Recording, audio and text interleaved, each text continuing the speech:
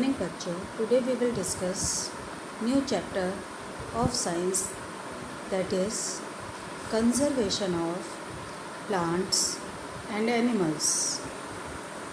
First of all, you must know the meaning of conservation.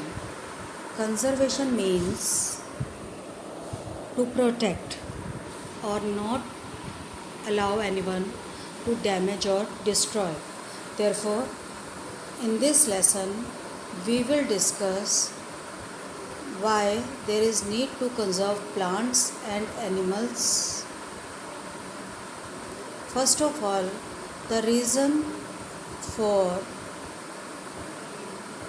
conservation of plants and animals is deforestation. D means removal, that is removal of forest or clearing the forest for some specific purpose. तो जंगलों को काटना, उसे हम बोलेंगे deforestation. The main reason for deforestation is for procuring land for cultivation. Second is for building houses and factories. Third is using wood as fuel or making furnitures. And fourth reason is forest fire. तो आपने देखा कि जंगलों में deforestation क्यों हो रहा है, क्योंकि लोग जंगल काट रहे हैं. They need land for growing there crops. They need land for building their houses and factories. They need wood for many purposes. Therefore, they are cutting the forest. Now, the consequences of deforestation. अब इसके नुकसान क्या होंगे, इसके harmful effect क्या होंगे. सबसे पहले, you know that plants are important for us. They absorb carbon dioxide produced either by respiration or by combustion. When we cut plants at that time, the level of carbon dioxide in air get increase. Therefore, this gas leads to global warming. It is responsible for increase in temperature. Moreover, it also increases the pollution level of earth. तो आपने देखा है कि जब भी fossil fuel burn होते हैं तो हार्मफुल गैसेस बाहर निकलती हैं. प्लांट्स नॉर्मली क्या करते हैं, इन हार्मफुल गैसेस को एब्जॉर्ब कर लेते हैं. पर अगर आपने प्लांट से कट कर दिया तो पोल्यूशन लेवल तो बढ़ेगा ही बढ़ेगा. उसके अलावा ग्लोबल वार्मिंग भी होगी. क्यों? क्योंकि एयर के अंदर कार्बन डाइऑक्साइड बढ़ गया है, वाटर वेपर्स ज़्यादा है, मीथेन ज़्यादा है, नाइट्रोजन के ऑक्साइड्स ज़्यादा हैं, which is responsible for global warming. Next is these forests, they also help in bringing the rain. When you cut the forest, at that time there is scanty rainfall. Now the ground water level will go down. Why? Because rain water seeps down to the ground from the soil. तो क्या हुआ कि बारिश कम हुई और ये पानी ज़मीन ने सूखा नहीं, एब्जॉर्ब नहीं किया, तो धीरे धीरे जो वाटर लेवल है, वाटर टेबल है, वो कम होता जाएगा. तो अब रेनफॉल कम हुई तो उससे क्या हुआ, ड्रॉट्स आ गए. ड्रॉट्स या सूखा जो है वो ग्लोबल वार्मिंग के कारण ही आ रहा है, because of less rainfall and global warming. तो टेम्परेचर क्योंकि धीरे धीरे बढ़ता जा रहा है, वाटर साइकिल डिस्टर्ब हो रही है, रेनफॉल कम होता जा रहा है, तो नेट रिज़ल्ट क्या होगा कि ड्रॉट, सूखा पड़ जाएगा. तो आपने देखा है महाराष्ट्र में, गुजरात में, राजस्थान में, where there is scanty of rainfall, where there is temperature is high, the farmers are facing drought conditions. अब क्या हुआ कि ये जो पेड़ हैं ये एक और इम्पोर्टेंट काम भी करते हैं. Their roots tightly held the soil particles. But when you cut the plants, at that time the loose soil is removed either by air or by water. Therefore, removal of this top layer of soil exposes the hard and rocky lower layers. which has very less humus, which has very less nutrients. Therefore, the soil becomes sand-like, and thus deserts are formed, and the process is called as desertification. Now there is need to conserve these plants and animals. Therefore, to conserve forest and wildlife, our government of India has made certain protected areas. These protected areas are sanctuaries, national park and biosphere, which prohibits hunting, poaching, grazing of animals, cultivation, plantation etcetera. तो government of India ने क्या करा, उन्होंने कुछ ऐसे areas को build कर दिया जहाँ पे शिकार करना मना है, उन्हें पकड़ना मना है, उन्हें मारना मना है, अलग अलग तरह के पौधे लगाना मना है, खेती करना मना है, जानवर जो चारा या ग्रासेस को ग्रेज करते तो वो मना है. तो इन एरियाज़ को हम प्रोटेक्टेड एरियाज़ को बोलते हैं sanctuaries, national park and biosphere. अब यहाँ पे दो टर्म्स हम फ्रीक्वेंटली यूज़ करेंगे, एक है फ्लोरा और एक है फोना. तो question is what is flora. अगर आप ध्यान से देखें तो sal, teak and silver fern, they are the example of flora, while chinkara, blue bull, leopard, lion, elephant, they are fauna. तो आपको एग्जाम्पल से ही पता चल गया होगा कि किसी भी पर्टिकुलर एरिया में जो प्लांट्स होते हैं उन्हें बोलते हैं फ्लोरा, और जो एनिमल्स होते हैं they are called as fauna. Now we will discuss about biosphere reserve. These are very large areas, these are protected areas, lands which are meant for conservation of biodiversity. conservation का मतलब बचाना, और biodiversity का मतलब variety of plants, animals, microbes जो उस area में present है उनको बचाने का काम ये बायो रिज़र्व करते हैं. तो इसका मतलब बायो रिज़र्व्स में प्लांट्स, एनिमल्स, माइक्रोब्स और उसके अलावा some human beings which are called as tribal human beings, they can live there. तो इसका जो typical example है that is Pachmarhi Biosphere Reserve, which is consist of a national park which is called as Satpura and two wildlife sanctuaries called as बोरी and Pachmarhi. तो आप India के map में देख सकते हैं कि यहाँ पे बहुत सारे बायोस्फीयर्स हैं. few of them are shown here. आपको इंडिया के मैप में एटलीस्ट 5 बायोस्फीयर रिजर्व्स को ड्रॉ करना है. Draw according to your choice. The few examples are Nanda Devi, Manas, Sundarban, Nilgiris etcetera. Now in biospheres और in national park there are certain species of plants and animals which are confined to that particular area. कभी कभी क्या होता है कि कुछ जातियाँ, कुछ जानवर, कुछ एनिमल्स एक पर्टिकुलर एरिया में ही पाए जाते हैं, उसके अलावा कहीं और नहीं पाए जाते. They are called as endemic species. जैसे आपने देखा होगा जो सेब है वो कभी भी आपको साउथ इंडिया में ग्रो करते हुए आप नहीं देखेंगे. आप हमेशा देखेंगे कि साउथ इंडिया में काली मिर्च, इलायची, इस तरह की चीज़ें ग्रो हो रही हैं. तो इसका मतलब black pepper, cardamom, they are the endemic species of south India, while apple, saffron, they are the endemic species of Kashmir, that is north India. Okay, तो यहाँ पे हम टिपिकल एग्जाम्पल, क्योंकि हम पंचमढ़ी बायोस्फीयर की बात कर रहे हैं, तो sal, wild mango are the typical example of endemic flora of Pachmarhi biosphere.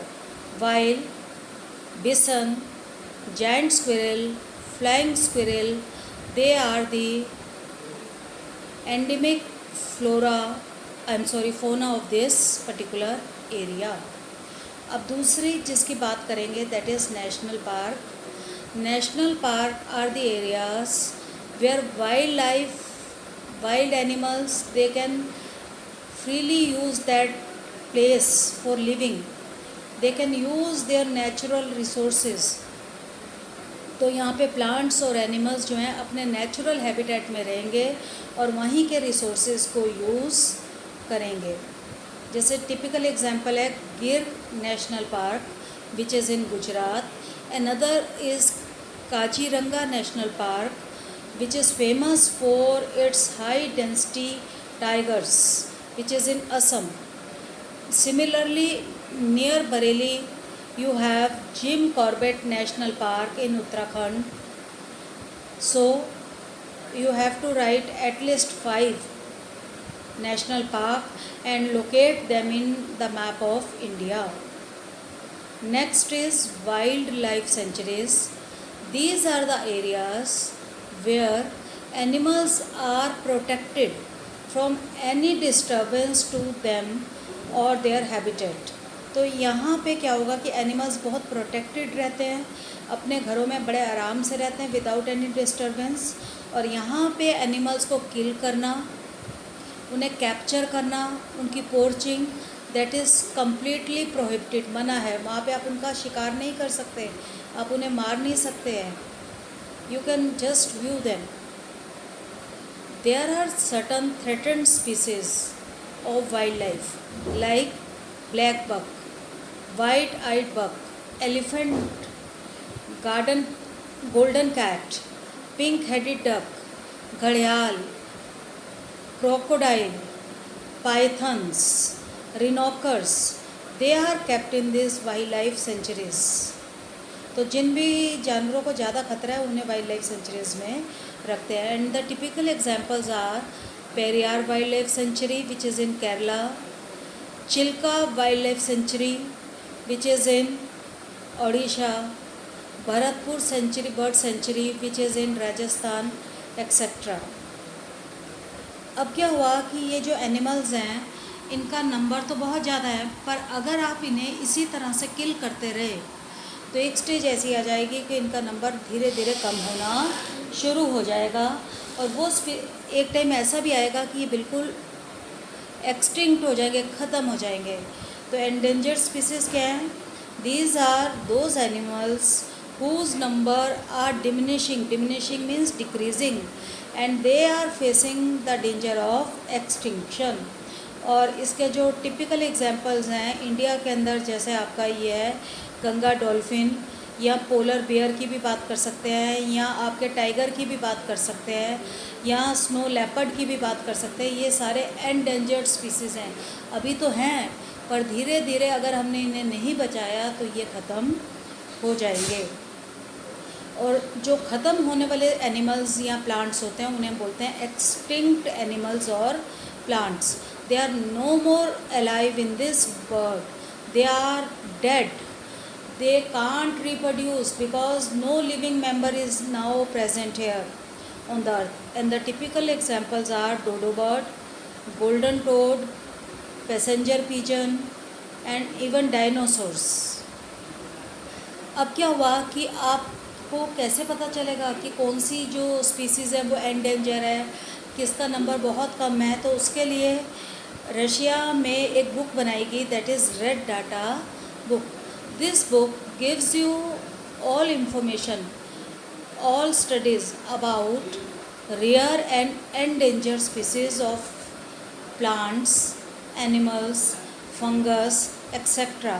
ये आपको आइडिया देगी कि कौन सी स्पीसीज़ का नंबर कम हो रहा है, किसको खतरा ज़्यादा है, कौन सी रेयर स्पीसीज़ हैं, कौन सी एक्सटिंक्ट स्पीसीज़ हैं, वो किस हैबिटेट में रहती हैं, उन्हें क्या पसंद है, कैसे उन्हें प्रोटेक्ट किया जाए. ये सारी चीज़ें आपको इंफॉर्मेशन किससे मिलेगी?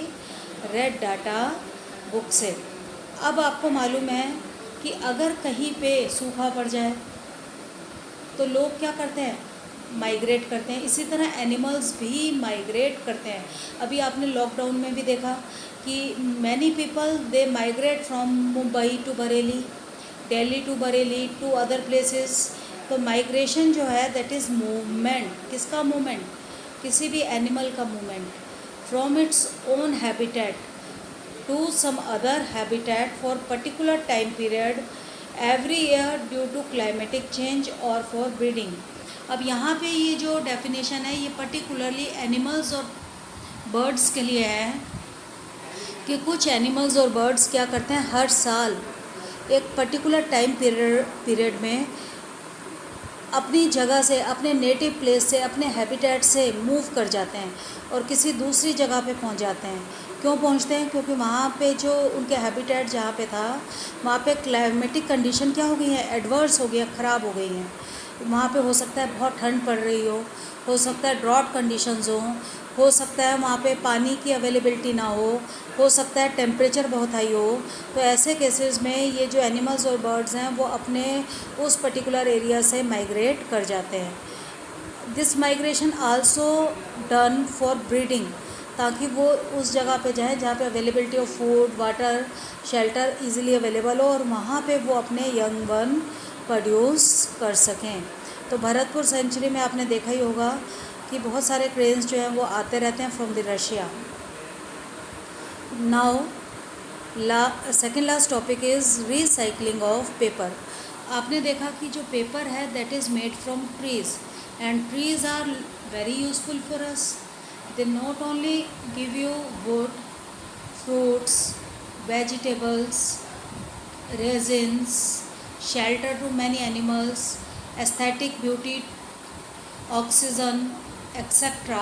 But if you cut them for paper, then our environment will get degraded.